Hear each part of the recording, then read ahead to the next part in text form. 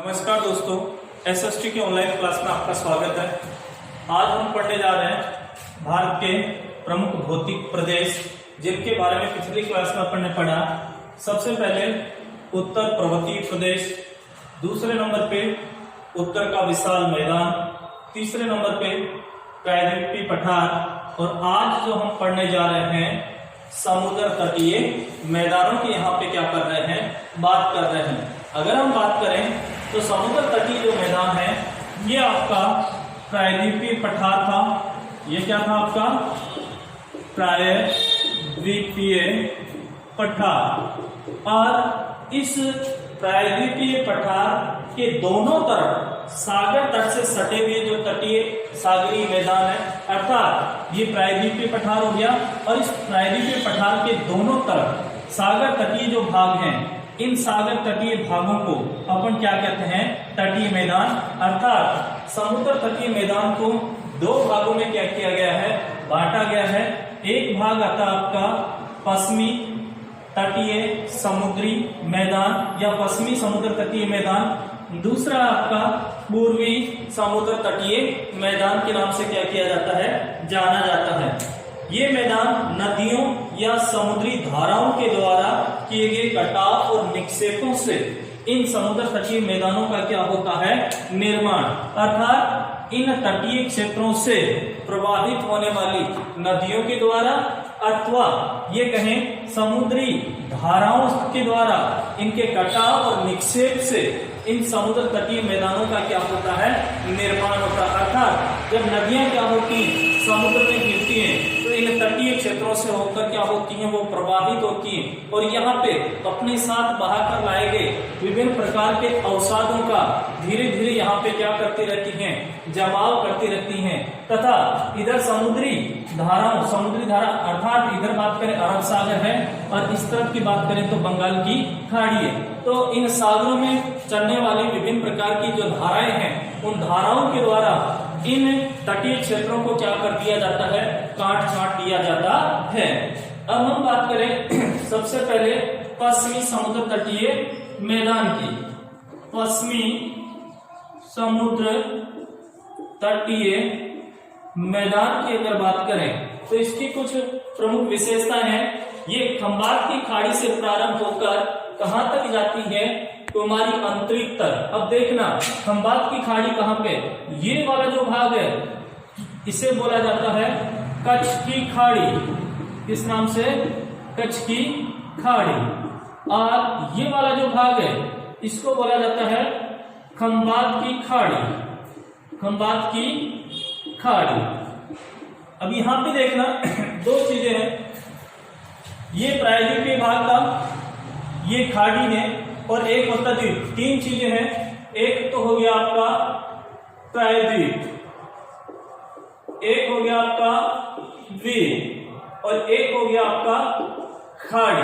आपको मालूम होना चाहिए तीनों के बारे में कि प्रायद्वीप किसे कहा जाता है, द्वीप किसे कहा जाता है और खाड़ी किसे कहा जाता है। तो ध्यान रखना, प्रायद्वीप की अगर बात करें तो वह भूभाग जो तीन ओर से किससे घिरा हुआ होता है? जल से घिरा हुआ होता है। वह भूभाग जो तीन ओर से जल से घिरा हुआ होता है उसे किस नाम से जाना जाता है? प्रायद्वीप के नाम से जाना जाता है। द्वीप की बात करें तो वह भूभाग जो चारों ओर से, वह भूभाग जो चारों ओर से किससे घिरा हुआ होता है? जल से घिरा हुआ होता है, उसे किस नाम से जाना जाता है? द्वीप के नाम से जाना जाता है। और अगर हम बात करें खाड़ी की, जैसे कि कच्छ की खाड़ी, खंबात की खाड़ी, तो इसकी बात करें तो वह भूभाग या वह भाग जो तीन ओर से किससे घिरा हुआ होता है? स्थल से घिरा हुआ होता है। तीन ओर से किससे घिरा हुआ होता है? स्थल से घिरा हुआ होता है, उसे किस नाम से जाना जाता है? खाड़ी के। यानी एक ओर से, एक तरफ जल से और तीन और स्थल से। जैसे देखें तो ये वाला जो भाग है ये तो क्या है? जल है। ये वाला भाग स्थल है, ये वाला भाग स्थल है, और इधर वाला भाग स्थल। यानी ये इस प्रकार से तीन तरफ से स्थल से घिरा हुआ है और एक तरफ क्या है? जल। इसलिए इसे क्या कहा गया है? खाड़ी। तो अपन बात कर रहे थे पश्चिमी समुद्र तटीय मैदान की, तो पश्चिमी समुद्र तटीय मैदान का जो विस्तार है इस खंबात की खाड़ी से लेकर कहां तक बात करें, यहां तमिलनाडु में कुमारी अंतरीप तक, कुमारी अंतरीप तक इसका विस्तार है। इस पश्चिमी समुद्र तटीय मैदान का क्या है, विस्तार है। और इस समुद्र तटीय मैदान की औसत चौड़ाई की बात करें तो लगभग 65 किलोमीटर और ऊंचाई की बात करें तो 180 मीटर। अर्थात इस पश्चिमी समुद्र तटीय मैदान की जो चौड़ाई है वो चौड़ाई लगभग कितनी है, 65 मीटर है। और अगर इसकी ऊंचाई की बात करें तो इसकी ऊंचाई 65 किलोमीटर और इसकी ऊंचाई की बात करें तो लगभग 180 मीटर है। ये इस पश्चिमी समुद्र तटीय जो मैदान है इसकी औसत चौड़ाई और इसकी ऊंचाई और लंबाई की बात करें तो लगभग ये 1600 किलोमीटर लंबाई में क्या है, फैला हुआ है। 1600 किलोमीटर लंबाई में इस प्रकार से, यानी खंबात की खाड़ी से लेकर कुमारी अंतरीप तक लगभग 1600 किलोमीटर लंबाई में फैला हुआ है आपका पश्चिमी समुद्र तटीय मैदान। और अगर बात करें इस तटीय मैदान की तो यहाँ पे तीव्रगामी छोटी नदियां जो है वो मुख्य रूप से इस तटीय भाग में क्या होती हैं, प्रवाहित होती हैं। अर्थात तीव्रगामी तेज गति से बहने वाली छोटी जो नदियां हैं इस भाग में प्रवाहित होती हैं। जैसे फॉर एग्जाम्पल बात करें तो नर्मदा है,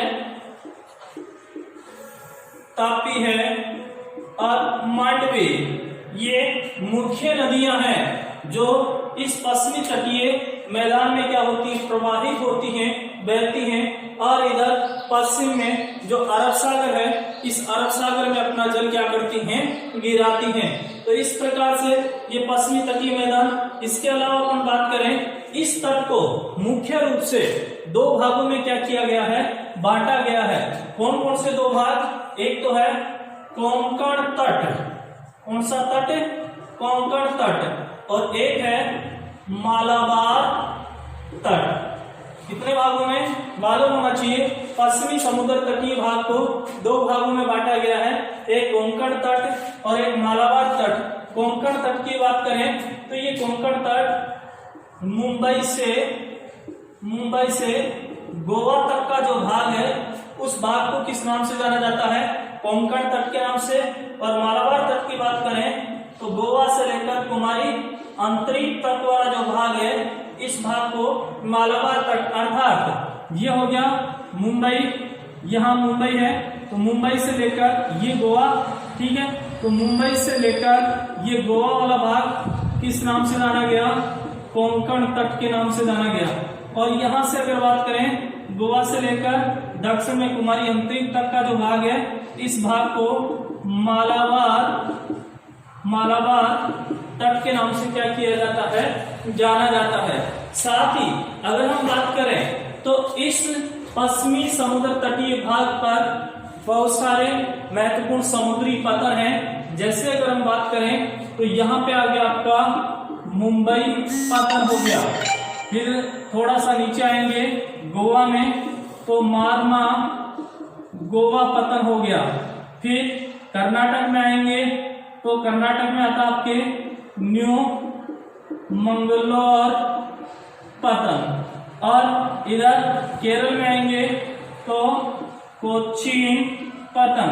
अर्थात इस पश्चिमी समुद्र तटीय भाग पर महत्वपूर्ण समुद्री पतन है, मुंबई है, मार्मागो है, न्यू मंगलोर है, इधर कोचीन है, ये महत्वपूर्ण। इसके अलावा कांडला पतन, और गुजरात में कौन सा पतन है, कांडला, गुजरात में कांडला पतन, ये महत्वपूर्ण पतन इस पश्चिमी समुद्र तटीय भाग में पाए जाते हैं। और इस मैदान की बात करें तो यहाँ उत्तम जलवायु, उपजाऊ मिट्टी और व्यापार की सुविधाएं यहाँ पर महत्वपूर्ण क्या होती है, पाई जाती हैं। अर्थात इस पश्चिमी समुद्र तटीय मैदान की बात करें तो यहाँ की जो जलवायु है मानव के अनुकूल है, उत्तम जलवायु यहाँ पे पाई जाती है, उपजाऊ मृदा यहाँ पे पाई जाती है, साथ ही व्यापारिक सुविधाएं होने के कारण ये पश्चिमी तटीय जो भाग है वो सघन बसा हुआ है, सघन जनसंख्या वाला है।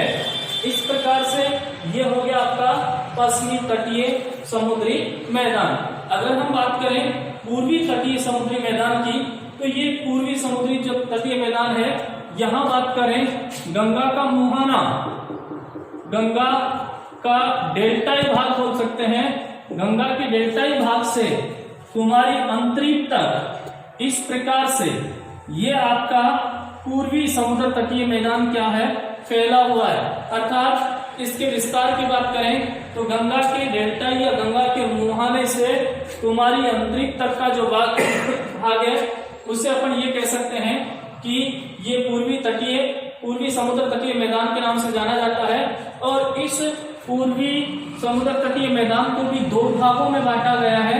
इसका जो उत्तरी भाग है, ये वाला भाग उत्तरी सरकार तट के नाम से जाना जाता है, और नीचे वाला जो भाग है उसे कोरोमंडल तट के नाम से जाना जाता है। अर्थात अपन ये कह सकते हैं गंगा के मुहाने से महानदी के डेल्टाई भाग तक का भाग या कृष्णा कावेरी नदी के डेल्टाई तक का भाग जो है वो उत्तरी सरकार तट के नाम से जाना जाता है, और कृष्णा कावेरी के डेल्टाई भाग से इधर बात करें कुमारी अंतरिक्ष तक का जो भाग है उसे हम कोरोमंडल तट के नाम से क्या करते हैं, जानते हैं।